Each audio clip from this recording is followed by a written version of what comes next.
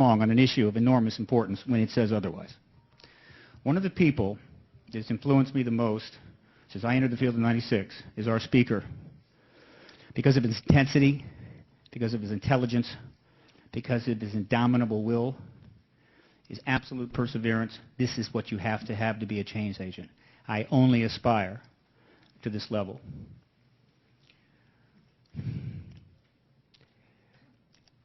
It's critical in times like these, and they don't come along very often, that change agents have got to have the support of the public. And in the modern world, with all the tools we have, it's never been easier to do that.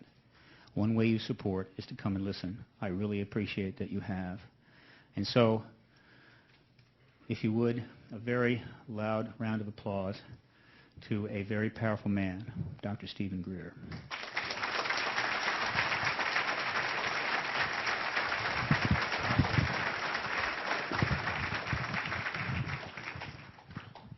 Do these come loose? I'm going to walk around. All right. I can hold two at once. Thank you very much, Steve Bassett, and a round of applause for him for the enormous work. I know what it goes into.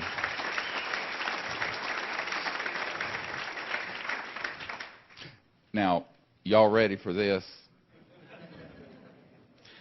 I was at the Pentagon a couple years ago talking to an admiral over there about this who had been shut out of information that he thought he should have access to, and he should have. And he says, well, I just want the truth. And I went into my Jack Nicholson mode. You remember A Few Good Men when he turns to that really pissy lawyer, Tom Cruise, and says, you can't handle the truth. And love that. This issue is very complex. We only have a few minutes here. But in a nutshell, we have enough evidence way beyond what they had for Monica Gate to open up a serious inquiry into a subject which has been the butt of many jokes and ridicule for over 50 years. Many of the military witnesses that have come forward in the Disclosure Project are people who said they never wanted to come forward because of the fear of ridicule from the media and from the powers that be, aside from the fact that some of them have been threatened with being erased. Now, if you get the Disclosure book and tapes that we have out here, and by the way, we had a benefactor give us a huge donation so that we could basically give those out at cost, so they're very inexpensive. It's a 600-page book. It has the transcripts of 69 of these military and intelligence and corporate witnesses. If you don't have it, get one, get a case, and put it in your library and get the word out. We have the smoking guns. We have the documents. We have the first-hand corroborating testimony. There is physical evidence. It's all there. The problem is, and I had this conversation with a number of people in the Congress, the reason this thing is still secret isn't because it's silly. It's because it's so profound. The implications of the fact that, number one, that these UFOs are real, which anyone with an IQ over mud can figure out. But number two, that, in fact, we not only have been in possession of materiel associated with these craft, but have figured out how they operate. If you go all the way back to the 1950s, early 50s, and look at the Walter, the memo from Canada. I don't know if you remember this. It's in the book. And it clearly states in this top secret memo that I understand got inadvertently declassified by the Canadian government. We have, at that time, in 1950, 51, 52, before we detonated the first hydrogen bomb, a project that was studying the, quote, modus operandi, the means of operating these so-called UFOs. And the project was so classified, Dr. Vannevar Bush and a team of his people were working on it, that it was restricted more than the development of the hydrogen bomb. And I'm quoting, paraphrasing from this document. This is an official document, undisputed. It's not one that has any question about its authenticity. Think about what that means. What it means is that since Eisenhower, there has not been an intact chain of command over this subject. And let me tell you how dangerous that is. You've got a kleptocracy.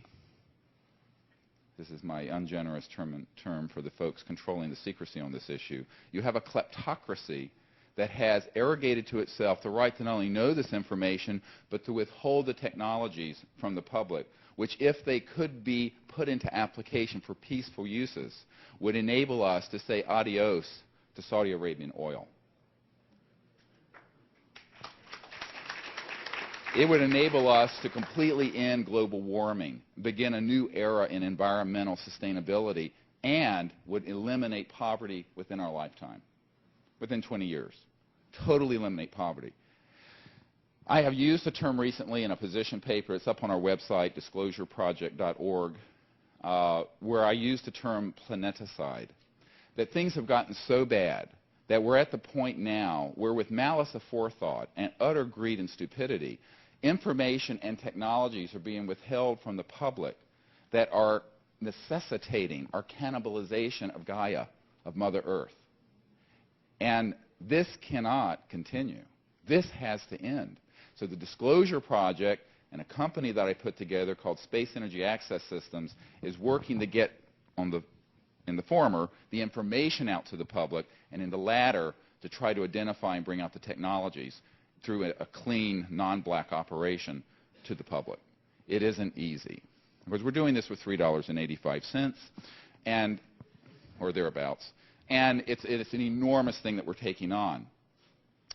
Back in 1993, after I had started an organization called the Center for the Study of Extraterrestrial Intelligence, we had successfully sent rapid response teams to Belgium, to Mexico, throughout the United States and other places, where we had made contact with these objects at fairly close range.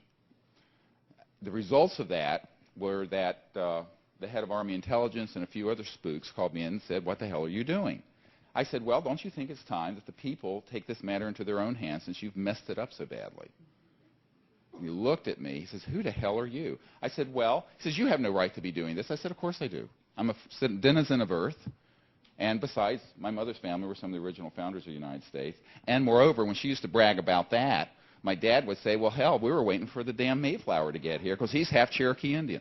So he's passed on. God bless him. But the fact is, we do have a right to know this information, and we have a need to. And when I've been asked by, all kinds of powerful people, why is this really being kept secret? I said, well, there's a whole constellation of issues. But it really has to do about power and how the world runs. It's power. Now, people think it's money. Money, look, I need money because I have 4 daughters and I got to put them through college and this sort of thing. That's money. Power is something else. All right, when you start talking about a multi-trillion-dollar segment of the world's economy that is a centralized oil and electric grid and fossil fuels, and that is the engine that runs the entire economy. And this information about these things you see pictures of flying around the sky, if the information that we know is extant, is released to the public, it will very quickly find its way into technological applications, which will also mean goodbye ExxonMobil, goodbye public utilities, we won't need them. Now you applaud. But how many of you have 401ks invested in some of these companies? My point is, you're dealing with something that would totally change the way the world runs. Back in 1993, I was invited by Lawrence Rockefeller to come out to his ranch with some spooks and some other folks, my intelligence friends, I'd say that lovingly. And, I'm a country doctor in North Carolina at the time, rattling around in an ER, taking care of gunshots and shootings and heart attacks and all the fun stuff. And I get involved in this stuff, partially out of the fact that my uncle designed the lunar module, the thing that landed on the moon, took Neil Armstrong there. He was a senior project engineer at Grumman who designed that. And I thought, well, here we go. So I'm going to go out here and I'll meet with these guys and see, what's going on. And one night, Lawrence takes me out, and, of course, they have the original of everything. So the original Remington that has the Native American with a headdress with his arms outstretched to the sky, it's beautiful. It was there on his deck. And we went out there by ourselves. He says, well, Dr. Greer, you know that no aspect of life on Earth will be unaltered once this comes out. So profound are the implications. I said, I know, Lawrence. That's why it's so damn secret. And also so illegally secret. It couldn't be legal with the president and the Congress and the right people knowing about it and keep it secret. It has to be an unacknowledged special access project. Memorize it, USAP. That's what they're really called, if you ever hear it. And they are unacknowledged. They're not acknowledged to anyone unless you're in the project. And I told Mr. Rockefeller, I said, yeah, but you know what? This has been going on for decades. And now the world is beginning to stew in its own juices environmentally. And the chickens, and this is 93, long before 2001 and the 9/11 event. And I said the chickens will come home to roost if we maintain this status quo where the zero-sum game of fossil fuels necessitates the impoverishment of at least 80% of the world's population. You think I'm kidding? CNN today reported China being industrialized, moving into the oil and commodities markets. If you think gas is expensive now, wait 5 or 10 years. You'll be lucky if you can buy it for $10 a gallon. It is a serious problem, and the only way to maintain the zero-sum game that we have of energy supplies is to keep this subject secret, make you people think that this is all hooey and nonsense, because the shills that are in the media who are on the payroll, like this, believe me, I know who they are, of these secret operations, will make this sound like so much nonsense when in reality they know it's true. In 2001, as you know, prior to the 9/11 event, we had a large press conference in Washington. That's available for free. Anyone who wants to see it, download it, take it, put it on your cable access station. We had 20 or 22 military and intelligence witnesses there, National Press Club ballroom, packed with every network in the world. By the way, it was viewed live by around 500,000 people. It was the largest webcast in the history of the Internet. Not the history of the National Press Club, of the Internet. That's how much interest there is, even though this subject doesn't matter, you see. But there's enormous interest. It ended up getting covered briefly by networks all over the world and then was taken down. The shills, the national security control levers were being pulled heavily. And a little tidbit, that first hour of that webcast, that you can see in its entirety, because thank God we recorded it as well as broadcast it, was jammed externally by NSA. This I have on direct sources. So that's why the people who tried to get on, hundreds of thousands of people, saw nothing for the first hour, because it was jammed electronically. Anyway, this is the hottest subject there is. It is the crown jewel of the secret, shadowy government that Senator Inouye refers to in the Iran-Contra hearings when he says that, and when Eisenhower says, beware the military-industrial complex, he, a 5-star general and conservative Republican 2-term president. It's because they knew that there was a kleptocracy of corporate and financial interests that had infected or invaded like a cancer our body politic, our institutions, our media, to keep things secret that would upset the apple cart of who really runs the show. And you got a couple hundred interlocking big corporations and individuals involved with those who run the show. It is not the President of the United States, and it most certainly is not the Congress. And anyone who tells you otherwise is in a fairy tale. Doesn't happen. I've met with some of these people who are in this group. About 40 or 45% of them want us to succeed.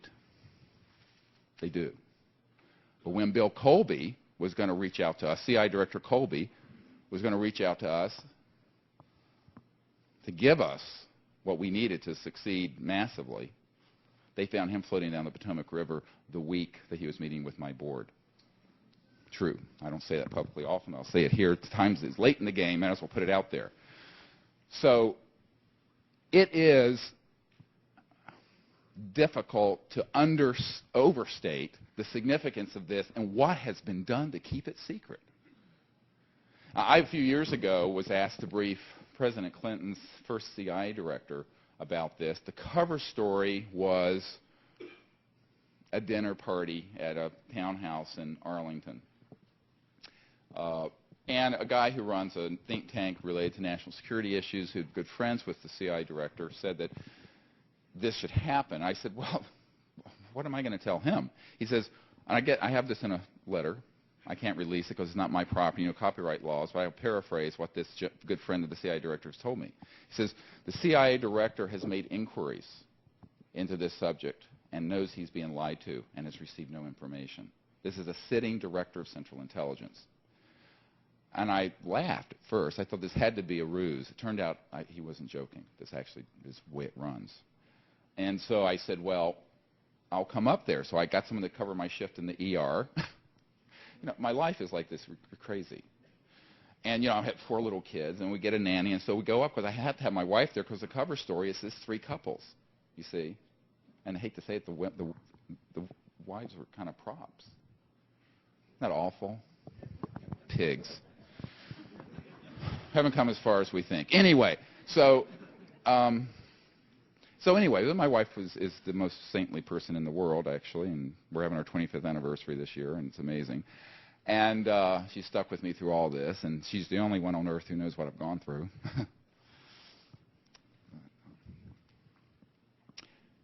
It's hard.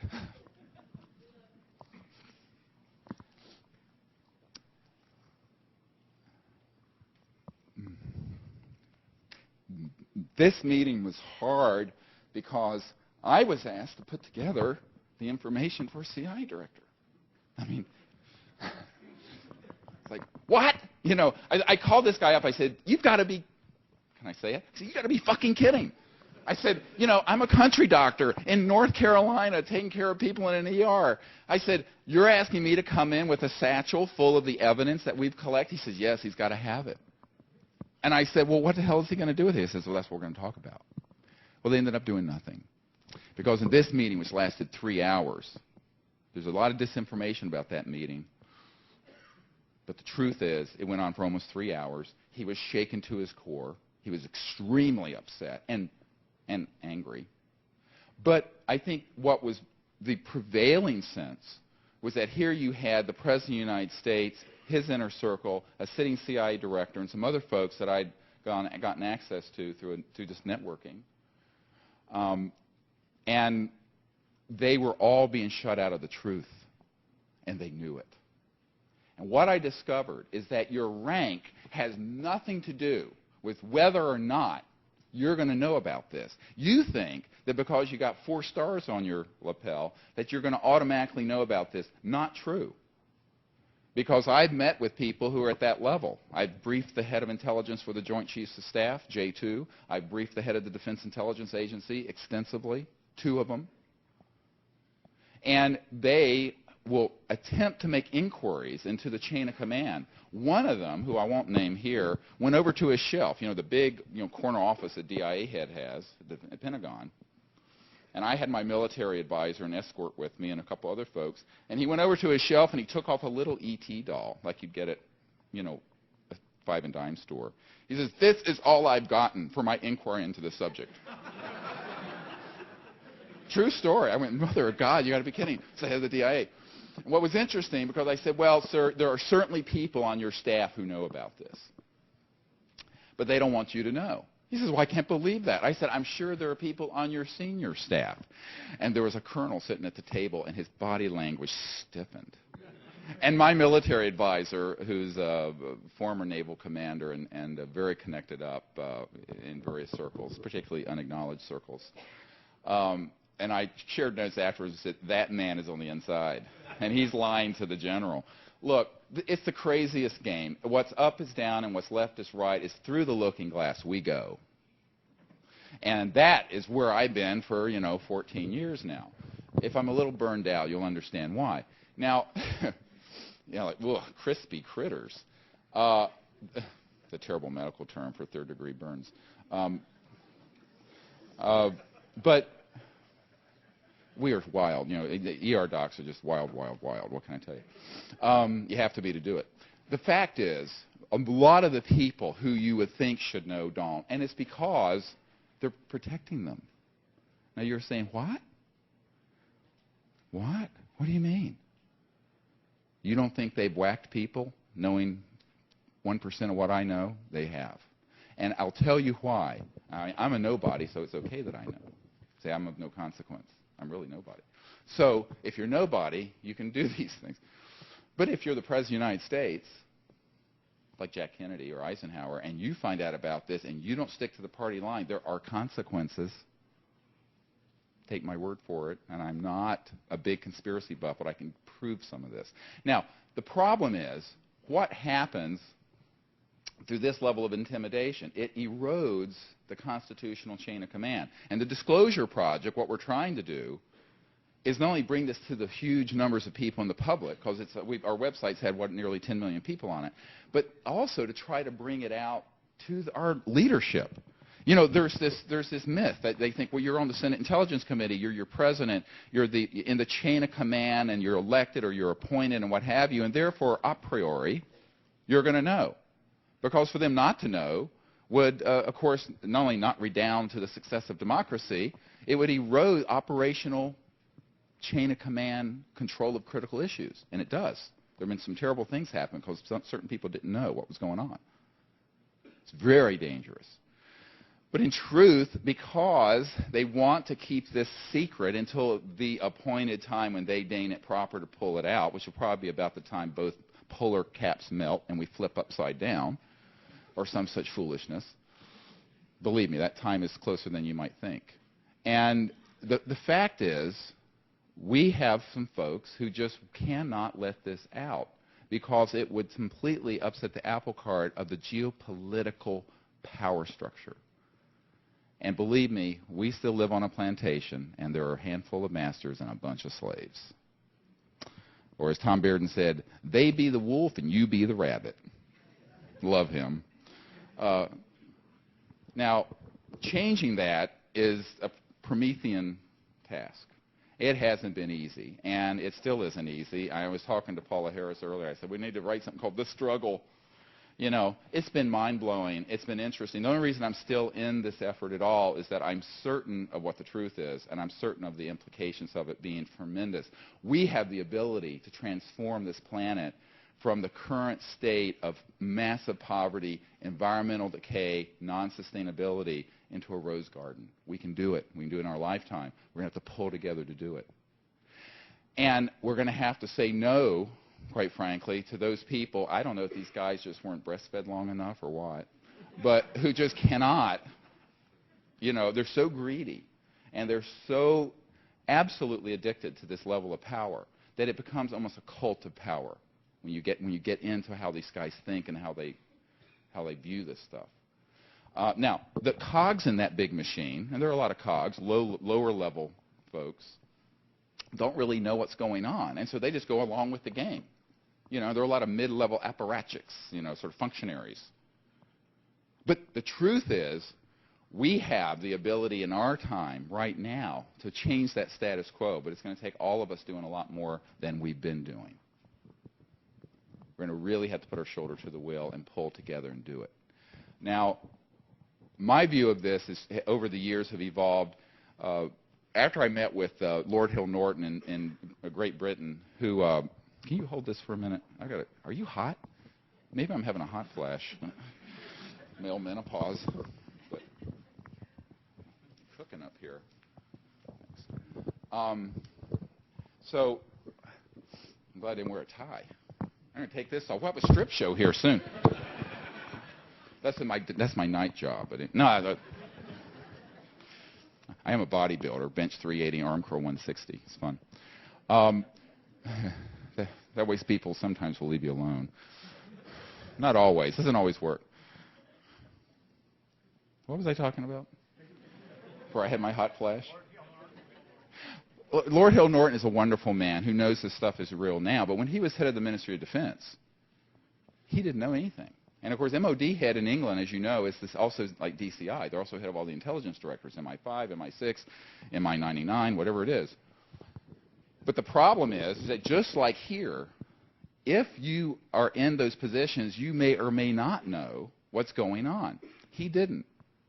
And I was at his cottage. They call them cottages. This beautiful old house, this antiquity with a thatched roof, you know, in Hampshire, you know, in England. They're just beautiful. And I was there, and he was in an armchair, and I was in an armchair, and he said, well, why the hell wouldn't they have told me? He was mad. I mean, he was like 5'3", and he's steely blue eyes, and he's a 5-star admiral and a sea lord. And I said, well, sir, I'll answer your question with a question. He looked at me. I said, what would you do if you found out there was a shadowy group that had established an extra constitution and illegal operation that was keeping from the public the means for us to evolve into a sustainable civilization? and that would literally save millions of lives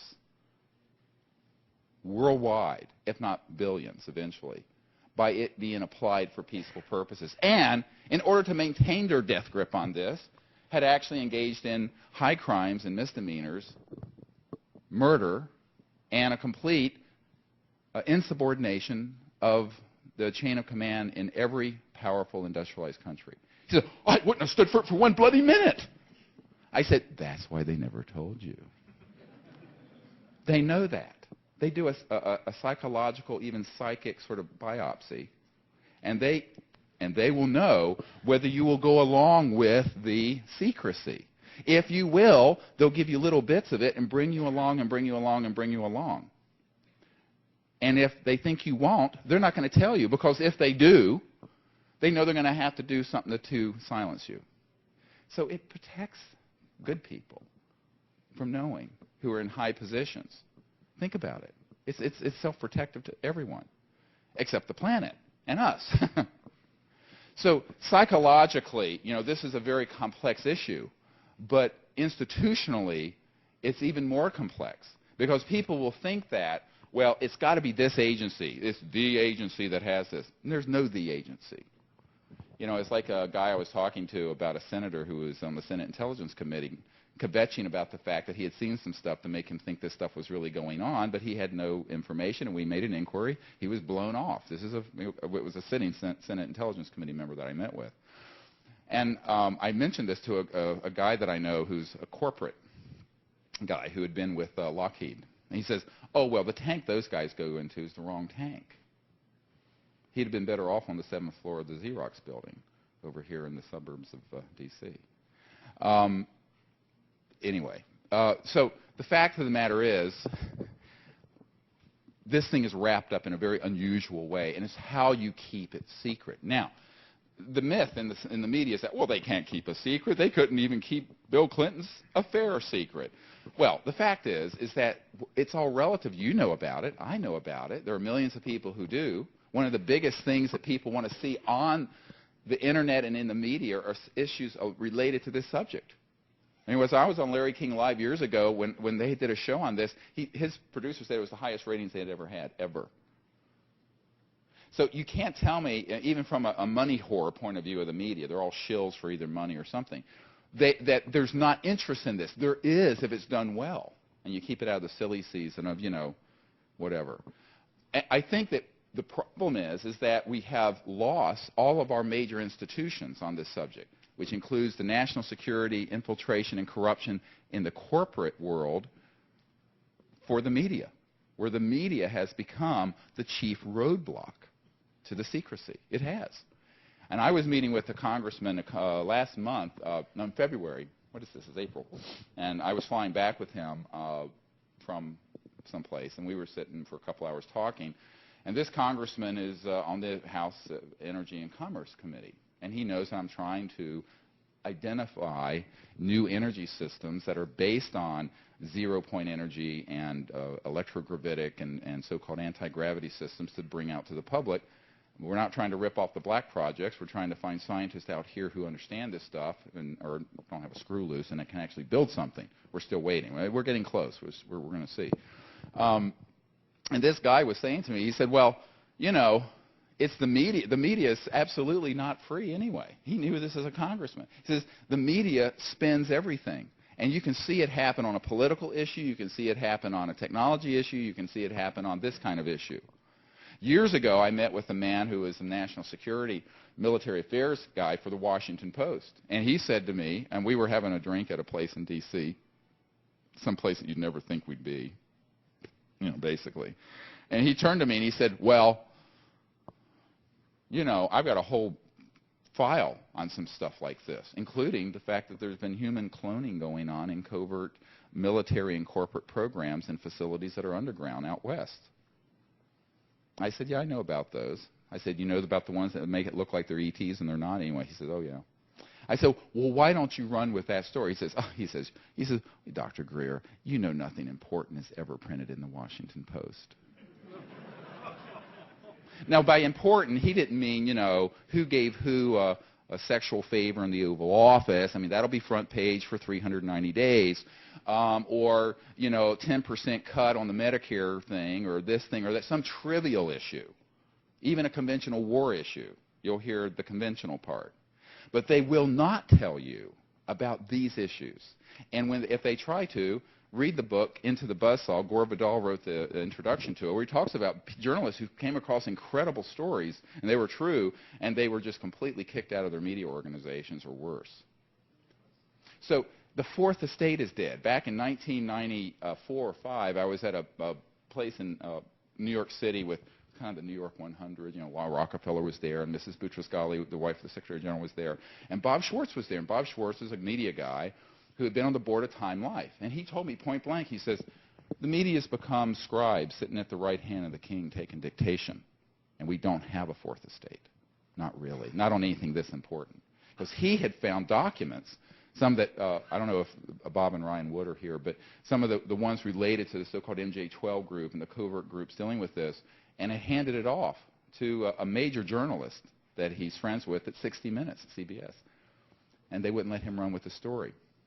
A lot of people said, given the huge number of people who were following this Disclosure Project event in 2001, why didn't any of these other news magazines pick this up and run with it? I said, well, they tried to. I mean, one of the executive producers of ABC News was at my farm out here in Virginia, going through every file I have, and a lot of it's triple hot. I mean, I've had guys just flat out take things out of projects and give them to me, not declassified.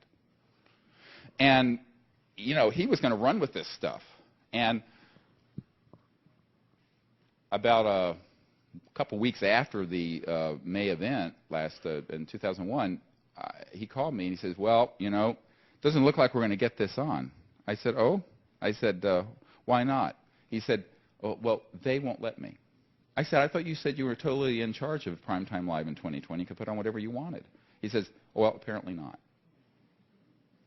So, look, the corruption is enormous. So it's up to us. Here, the beauty of the Internet is that if you can keep your nose clean and stick with the facts, and if you look at what we put together with the Disclosure Project, on any particular section, there's not just 1 or 2 witnesses. There's usually 3 or 6 or 10 or 5, corroborating the kind of things that were going on with, UFOs being concerned about our nuclear weapons, or air traffic control, military chasing, or NORAD being involved when they deny that they are, et cetera, and so on. But if you can keep your nose clean and put the facts out there, people want to know the truth.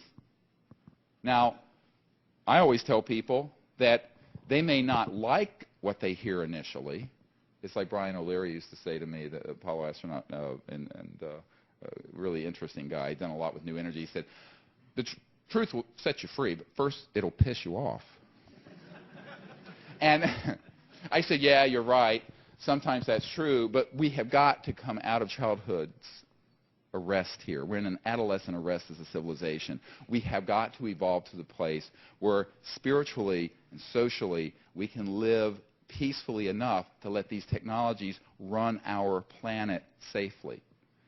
Now, make no mistake about it. Can these technologies be weaponized? Yeah. The number 1 violent crime death I saw in the ER wasn't guns. It was knives. I saw more people sliced and diced and stabbed, even kids in high school. So if anything, I can turn this into a weapon. You can weaponize anything. And this begs a larger question. Are we ready as a civilization to say no to the weaponization of all these technologies, which, by the way, has already happened, and put together an international resolve to live together peacefully so that the planet can move forward without killing it? Right now we're in this death grip. It's sort of a catch-22. The technologies are being kept back for both greedy reasons and some legitimate ones related to weaponization. And the Earth is spinning out of control more and more into terrorism and anarchy and chaos and environmental collapse because the technologies are still secret. And it builds more and more poverty and war, more and more injustice. And if there's injustice and disparity, there will be violence eventually. And we're going to see more of it. So how do you break this? Well, you're going to have to get some wise people together. And several good friends of the Dalai Lama are on my advisory group. And we'd had very open discussions about what's going to be needed spiritually, institutionally, and otherwise to put together to bring these things out safely and create a world that we can leave to our children or our grandchildren that will actually be here and intact. We can do it, and we're, by the way, at V1. You know V1, you're going down the run. How many pilots are there here? You know, V1 is when you got to either shut it down or take off, because if you go much further, you're going to hit the end of the runway, before you can stop the jet. So our civilization's at V1. We got to rotate up, out, and if we don't, it will crash. The system will crash. We're straining the biosphere. We're straining the political structure. The asymmetric threat of terrorism will only get worse the longer we have to stay over in that part of the world trying to keep this line of supertankers supplying us with oil forever. All of that is going to have to change, and it should have changed back in the 50s. By the way, a lot of extraterrestrial activity that happened back then was, and people I've talked to, even very credible scientists and military people who knew about this, said they were trying to tell us to change course. They were trying to tell us, and we wouldn't do it. The Day the Earth Stood Still is actually a docudrama. It really is. I mean, it's cheesy. It's a 1951 or 2 or whatever. But go see it. It's a fantastic. And Close Encounters of the Third Kind was a docudrama. All the cases portrayed in there were essentially correct. So we have this opportunity as a people. And the question is, will we seize the day? Will we take this opportunity or let it slip? It isn't going to be done by anyone. I can't do it by myself. Don't think that George W. Bush is going to take on this by himself, or Cheney, or Clinton, or any of these figures. They're not. The masses are going to have to insist, and they're going to have to keep this thing on the radar scope. We had tens of thousands of letters go to Congress demanding that there be an open hearing on this and that the technologies be explored seriously back between June and September 9/11 of 2001. Of course, when 9/11 happened, this thing was building so much momentum that there was seriously being asked about and talked about. Even members of Congress in public talks were referring to the Disclosure Project, because we put together all this stuff and delivered it to them. 9/11 sort of knocked a lot of things aside. But for whatever reason, I mean, you can build a conspiracy into that if you want. The fact is that it sort of put everything on a different burner and got shifted around. But the fact is, 9/11 and all this sort of terrorist stuff is going. Why is Osama bin Laden, who is, of course, a fanatic and a murderous maniac? I'm not going to defend him ever. However, he used to be an ally of ours in Afghanistan. We wanted him to help us get the Soviets out of Afghanistan. He became an implacable enemy after we went over in the first Gulf War and then camped out in these Islamic countries for another decade. And why are we there? Well, we're maintaining the peace. Well, nonsense. I mean, we're not in Central Africa. We weren't in Rwanda. We're not in Colombia in any significant way, South America. It's oil. 3 letters, O-I-L. Because without an uninterrupted supply of cheap oil, including the Iraqi oil fields, which is the second largest in the world, we're really in a big problem, particularly with China industrializing at 10, 12% a year growth of their economy. So we are having to do this. I mean, a friend of the Bush family told me in February of last year, very directly, he says, well, this really has to be about oil, because the second largest oil field in the world cannot be tied up in the hands of this megalomaniacal, crazy dictator with sanctions, keeping it from being developed, when we need to get that oil to drive the economy and the engine of the world, including China and India and all these huge billion-plus populations that are wanting to live with lights and some air conditioning and whatever. And, you know, he said point blank, this has got, you know, it's just a reality. It's sad it's gone on this long. I said, yeah, but, you know, can't you see we're just digging ourselves deeper and deeper and deeper into this grave and throwing this dirt back on top of ourselves? He says, yeah, well, that's true, but you have to understand, these are not people who think long term. And I think a lot of them have just made the decision that we're going to stay on this course until the whole thing collapses. So it is madness. It's worse than mutual assured destruction during the ICBM face-off with the Soviet Union. Because what we're doing now is that we're doing something that is going to endanger every nation on the planet, every people, because we are totally destroying the biosphere. And if you think that the problem with the environment and the air quality and the water and the death of the oceans is a problem now, visualize 1 billion 200 million Chinese and a billion plus Indians in India, the subcontinent of India, beginning to try to live like we are. It can't happen. It isn't going to happen. And this is what I'm telling you. We have a system that has been set up and artificially enforced for half a century that has hijacked the human future. We need to take it back. We need, as a people, to say, this has gone on long enough, and we are going to come together, bring out the information, but also try to collectively identify the technologies and then move those out. Now, on that front, as some of you have followed what we're doing with SEAS, S-E-A-S, you can go to a website, seaspower.com, seaspower.com, and it's the corporate, it's sort of under construction, but it shows you what we're doing, trying to identify people who understand these technologies. And there are a number of people who do, but they're very, very frightened. One of the people we're working with offshore recently has been seriously threatened and is in hiding right now. So the technologies that would enable someone to run their house by extracting energy out of the fabric of space-time, the so-called zero-point or quantum vacuum flux field of energy, all of you know what this is? Or familiar, maybe? Well, get on our website, you read about it.